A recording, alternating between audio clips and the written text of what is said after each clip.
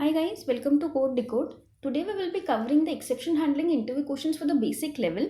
I'll be covering the intermediate and the advanced level only if you let me know in the comment section, where I'll be covering the concepts like the chaining of exceptions and try with multiple resources concept.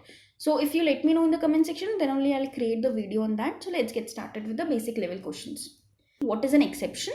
So exception is nothing but an abnormal condition which can occur during the execution of a program, and when this particular exception occurs, your normal flow for the program will be disrupted, and if not handled properly, it can cause your program or process to abruptly terminate, and hence you won't be able to proceed further. So it will on this particular answer, the person will ask you, give me an example of an exception. So what you will do, you will create a particular class. Say I've created a class dog, and I've instantiated the property dog name with Tommy. So my class dog has a particular property dog name, and its value is Tommy. Now in the exception demo class, you can create a public static void main, and you can instantiate this dog class in object or instance dog with null. So you know that this is null, you have not given the memory. So what will happen when you try to print the property name dog name on that particular null instance, you will get a null pointer exception. So you can always say that this is a very common exception which can happen in a programmatical way, where you are instantiating a particular instance with null and you are trying to access any of the property of it. So compiler won't know about it, and exception will occur. This is a null pointer exception, nothing but a very common exception which occurs during the program. Now it will ask you, if this is an exception, how will you handle it? So to handle that particular exception, you have three ways: try, catch, and finally. So now it will ask you, what are these blocks? So try is nothing but a block which encloses a set of statements which can throw exception, and hence these statements are required to be monitored. Hence you put these statements in the try block. Now the catch block, it is nothing but a block which gets executed when the try state, the statements in the try block will give you an exception. So there must be something to catch it. So catch block is nothing but that particular block which catches these exceptions and will work accordingly to handle it or throw it as required. Now, why do you need finally if you are having a block which throws it and you are having a block which catches it? So why do you really need this finally block? So the answer to this question will be that this particular block is required whenever you need to do some cleanup work. So what do you mean by cleanup work? Suppose my try has some exception at line number 1 only, and below there I've opened few files and streams. So who will be going to close this? Because as soon as exception occurs, the try block, the remaining statement won't execute. So this particular thing of cleanup part will be done in the finally block. So this is why finally block is very important. It will execute regardless of exception occurring or not occurring. So if try block actually gives you some exception, then finally will close your things. Even if don't give you an exception, finally block will anyways will be executed. So always do cleanup in finally block if you have statements in try and catch blocks. So this is how you handle an exception. Now it will ask you for an example for sure. So what you can do is you can use your again the same example where you have a dog class with dog name as Tommy. In the main class where we have instantiated with null, here is a problematic statement where you are trying to access your object's property. So whenever you try to do something like this in your own program, what you need to do is to enclose it within the try block. So when you use it in a try block, as already explained, this is a statement which needs to be monitored for an exception. It might throw an exception, might not throw an exception. Currently we don't know, because giving the memory to dog class is a runtime thing. So compiler won't know whether this is memory or not. Currently it's null. So it can throw a null pointer exception. And how can you catch it? Because if you're throwing something, you should catch also. So you can catch it with null pointer exceptions argument E, and you can either do a print stack trace and let the person know that you have a null pointer exception, or what you can do better is you can now instantiate it and then print that particular thing, and you can see I have Tommy here. So this is how you actually handle your exception with try and catch block. I don't have any open file or IO stream, hence I don't need a finally block here. But if you have opened somewhere before this particular file, then you can always use a finally block here. So try can either be followed by a catch or a finally. If you are you have some block in the try, and if you throw that particular thing, you don't need to catch it.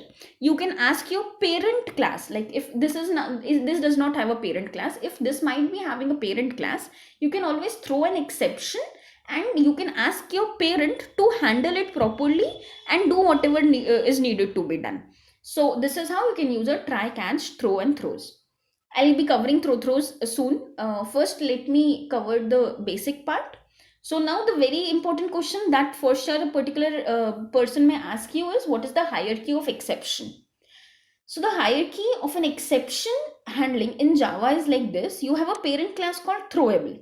Now throwable class has two basic classes, two child classes, exception and error. So exceptions are basically of two types, checked exception or unchecked exception. Checked exceptions are nothing but compile time exceptions. That means that the compiler will know at compile time itself that you have some issue there. So, or it might have an issue there. So what will happen? The compiler will give you a cross or a compile time error.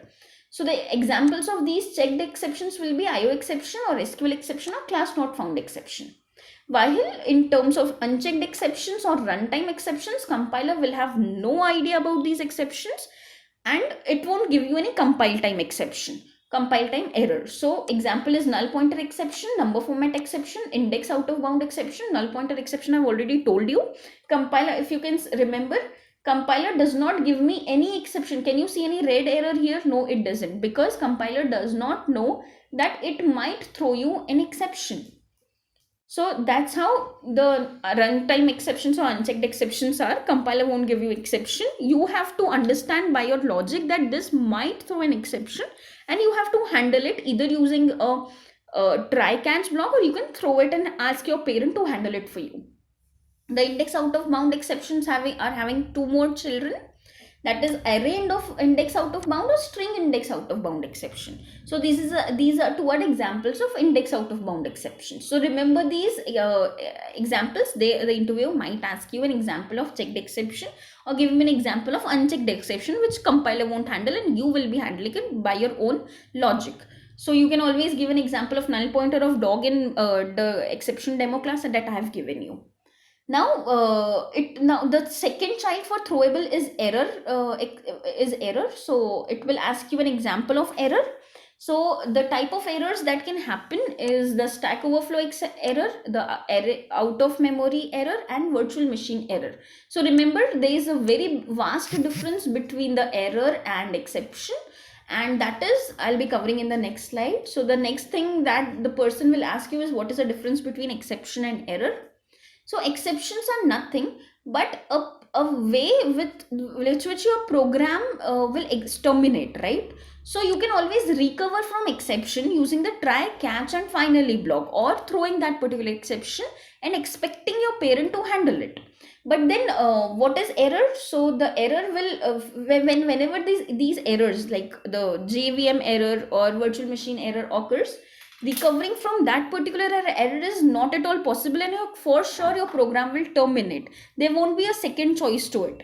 But when it comes to exception, recovering from exception is easy, and how can you do that? Using try catch. Then the second difference between exception and error is that compiler will have a knowledge about the exceptions, only one type of exception, that is checked exception, but the compiler will have no knowledge about unchecked exceptions and errors. The third exception is the exceptions are related to application, and you can, in that application you can use try and catch and handle these exceptions. But when it comes to errors, your program will have no clue that JVM is getting issue, or your memory is getting out of limit and the stack is getting overflowed. So your program won't know it, right? It's just the issue of environment or the JRE or JVM. So these errors are related to environments and are not at all related to your application that you are creating. Hence, the recovering from error is impossible when you are into your application, and recovering from exception is possible when you are into application, because it is something which is known to your application. The fourth difference between exception and error is that exception includes both checked as well as unchecked exceptions. While errors are always unchecked, there are no checked errors, else you will be able to handle it. So everything is related here. Now exceptions are of type java.lang.exception. So whatever you want to try into your program, you can always get it imported using the java.lang.exception. Or if you want to explicitly throw an error in your program, you can use java.lang.error and then throw your exception or error. So how can you throw your error? So you can use java.lang.error.stackoverflow error. You can use that particular thing to abruptly stop your program in between. Now, can we write only try block without using the catch block or the finally block? So the answer to this is no. If you know that some statement is going to throw an error, then either you should for sure catch it or throw it and use the finally block to do the cleanup part. So either the catch or the finally is must. So the next question interviewer will ask you is what will happen if you just write your statements and try block and then you don't use any catch block to catch it or finally to do the cleanup. None of these is used. Then what error will come? So the answer to that will be compile time error will come, and compiler will say you that if you have used a try catch, then please insert a finally to complete your try statements. So only using try will not work. Either you have to use catch or finally or both. The next question the interview may ask you is that can we write any other statements between try, catch or finally block? So how you can imagine that particular thing is that if I have a try here at line number 7, so can I write system.out.println dog.hashcode at line number 8, and on line number 9 I can use the catch block. Like line number 8 I've used the catch block, can 7 and 8 line number has something in between and I can move the catch block to 9th line. So the answer to this question will be no, and the same error will occur when you try to follow your try block with either some statements or which is not a catch or finally block. So the answer is no. You should always follow your try with either catch or finally, or else error will occur, and it will be the same error that I've shown you when you are not using the finally or catch block while using the try block. So the next question will arise like what will happen if that while executing a try block exception occurs, and will the remaining statements be executed in that particular situation? So the answer is no. If exception occurs at a particular point in a try block, then all the statements following that particular statement which caused the exception will not be executed, and flow will go directly to either the catch block if you have a catch block, or a throw which you have if you have written throw and throws in your method, or else if you have not done any of these, then program will terminate explicitly there itself, and hence we always need a finally block to do the cleanup because the remaining statements will not execute. So you can always use a finally block to do the cleanup part if the particular statement is not executed within the try block. So what is the difference between throw and throws? This is a very important question. So the difference between throw and throws is that the throw keyword is used to throw an exception. Now the exception can be customized exception or the inbuilt exception. I will cover that in the intermediate or advanced level of interview questions, which I will be covering if you let me know in the comment section. But here the throw keyword is used to explicitly throw any exception, checked, unchecked, or the customized or the inbuilt exception. But throws keyword is used just to declare an exception. That means you are just telling that this particular method can throw an exception, but throw is actually used to physically throw that particular exception. So it's just a warning, and this is the real scenario. The second difference between throw and throws is that the checked exception cannot be propagated with throw only. It does need throws, but the checked exception can be propagated with throws. You don't need the try catch anything. You can just throw it as it is to the parent and ask the parent to handle it. The third difference between the throw and throws is that throw is used within the method. So whenever you are writing something, and you want to throw a particular customized method or inbuilt exception, you can always use throw. So it is something which is related to within the block of method, but throws are always used with the method signature. Say for example, public void my method throws null pointer exception comma SQL exception. So compiler will know that this particular method can throw you two type of exceptions. So this is how throw is used with method signature, but throw is used within a method.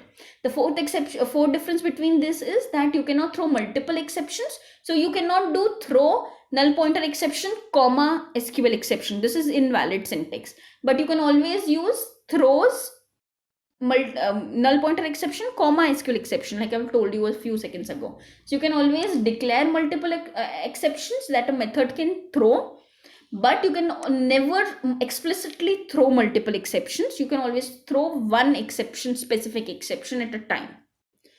So that was all about difference between throw and throws. The next question will arise, like what will happen when exception is thrown by the main method itself. So I've told you, you can use throw and throws, and you can always ask your parent to handle your exception for you. But what will happen if the main method itself throw you an exception, right? So like example, I'll give you an example what interviewer is trying to ask you.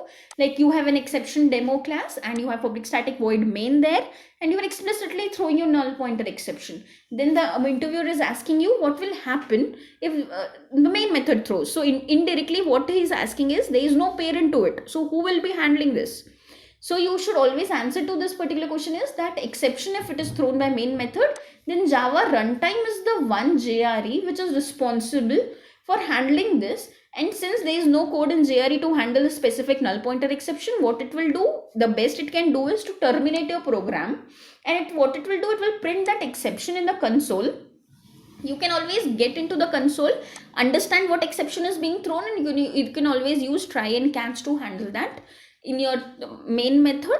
But you can never ever handle that with a parent, because main method will never have a parent. The one which is handling will be the Java runtime. So that interview may trick you, like if the particular main method is throwing an exception, who is going to handle that? So since there is no parent, you will be answering that Java runtime environment or JRE is the one who is going to handle that exception for you. So the next question he can ask you is, what do you mean by unreachable catch block? Now this is very important question, and for sure a particular interviewer may ask you in the basic level that what do you mean by unreachable catch? So this particular unreachable catch compile time block error occurs whenever you try to keep your super class of exception first and subclass of exception later. So what do you mean by that? That means if you see, I've already shown you a hierarchy, right? The throwable exception error, the exception is having checked exception, unchecked exception, and unchecked exception is internally having the null pointer exception. So basically null pointer exception is nothing but a child of exception class. So whenever you are throwing a null exception here, this null pointer exception will not reach this particular line number 11 code or the null pointer block. It will be handled by your generic exception block itself, and here at line number 9. So compiler is like intelligent enough to tell you that you have used a generic one above the more specific one. Hence the order of catch blocks is very important, else compiler will give you an error that first use the specific one, then only use the generic one. So this is what is called as unreachable catch block, because you have catched all type of exceptions at line number 8 only, and all the exceptions which will be the subclasses of the exception class which you have written after the line number 8 will be unreachable, because the catch block with the generic exception is capable enough to handle all your exceptions. So whatever you are trying to do with your null pointer exception block will not ever happen, and the generic one will catch your catch your exception. Hence always remember to put your parent at the lowest priority and your specific exceptions at the higher priority. That means the order at the line numbers are very important. Remember this. The next important question will occur is, what is multi-catch block? So this is very important question, and the interview may ask you, like, can I use this multi-catch block before, like in Java 6 or Java 5? So the answer will be no. The multi-catch block concept is introduced only and only in Java 7. So now the interview will ask you why was it introduced and why it was not there before Java 7. So this multi-catch block concept came in Java 7 to help you reduce the code duplication and make it easier for maintainability. Like I'll give you an example. If you have a try block here and multiple statements here, then you know that these statements, these few statements can throw two type of exceptions, either the null pointer exception or SQL exception. So rather than putting two block, catch null pointer exception E and catch SQL exception E, and doing the same type of handling, like throw it to the parent, any type of exception which is happening, rather than duplicating the code in both the catches, you can handle it in one single catch block which is capable enough to catch either the null pointer exception or the SQL exception and do the same type of code here. So this is how you implement the multi-catch block concept, by using a pipe operator here in between. So you can use n number of exceptions here. This catch block is capable enough to handle all those exceptions if that happens within this try block. So this is all about the catch block. The last and a very important question for this particular tutorial is that what is the difference between final, finally and finalize, and for sure they might ask you. Finally is nothing but a keyword which is used to apply restrictions on either the class or method or variable. I have already covered this final keyword implementation for the three different type of method, classes or variables in the previous video, but for the FYI purpose, if you make a particular class final, it means it cannot be inherited or extended. If you make a method final, that it won't be overridden, and if you make a variable final, that it cannot be changed, it cannot be reinitialized. So this is what is final all about. Then what is finally? Finally is a keyword used with try and catch block to provide statements that will get executed even when some exception occurs or even when some exception does not occur. So it is used to do usually the closure of resources. Hence finally is used for try and catch block. This is something related to exception interview question. But then the interviewer will trick you with different versions of final, finally and finalize. So you should be very clear with the three concepts. Now the last concept, which is a tough one, is what is finalize. So finalize is nothing but a block which is used to do the cleanup process, just like finally, but it is called only when the garbage collector is called on a particular object. So when you create a particular object, in that object definition only you use a finalize block, and whenever garbage collector is about to clean up that particular object from the memory, garbage collector will know that you might need to do some cleanup before cleaning that particular object. So that cleanup will be done by finalize block if you have explicitly written that particular thing. So that's the difference between final, finally and finalize. That's all about this particular video. Please let me know in the comment section if you want to know about the chaining concept, if you want to know about the try with multiple resources concept. Just let me know in the comment section. I'll create a video for that also for you. Thank you.